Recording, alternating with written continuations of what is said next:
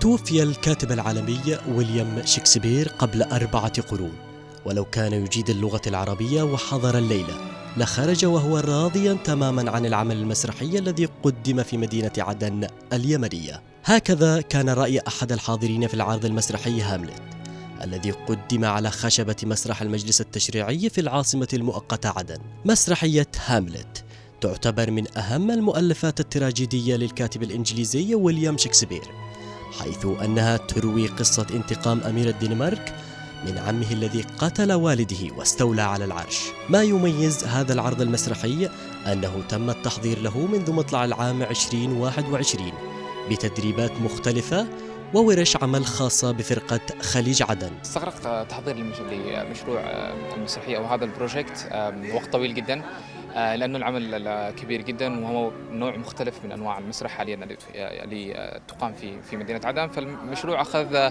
ما يقارب 2 من التحضير الكبير، ودخلنا في مرحلة البروفات تقريبا من 6 إلى 5 أشهر في البروفات الفعلية مع الممثلين. حرص فريق العمل على تقديم المسرحية باللهجة العدنية الدارجة، مع إضافة نوع من الكوميديا في بعض فصولها، وتقديم أداء فني بديع جمع بين جيلين مختلفين من الممثلين والفنانين، ما بين نجوم الزمن الجميل للمسرح العدني ومجموعة من المبدعين الشباب الذين تفجرت مواهبهم على المسرح لتوحيل الجميع بمستقبل فني مبشر بكل خير.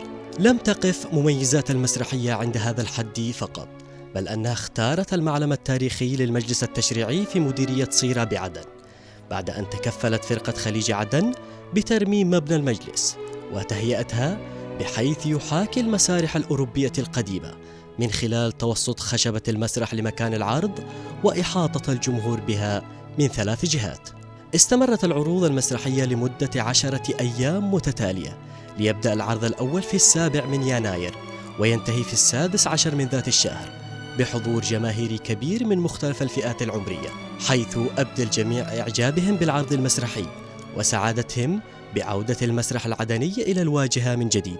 متعطشين الثقافة، ولأن عدن كانت مركز ثقافة أساسا سابقا يعني، وعودة المسرح لعدن هي عودة المراكز الثقافية وعودة الحياة داخل عدن. يذكر أن هذا العرض المسرحي هو الأول من نوعه في المدينة بعد انقطاع فني دام لأكثر من 3 سنوات بسبب الأوضاع التي تعيشها المدينة خلال الفترة الماضية. محمد الراعي لبرنامج صباح اليمن اليوم.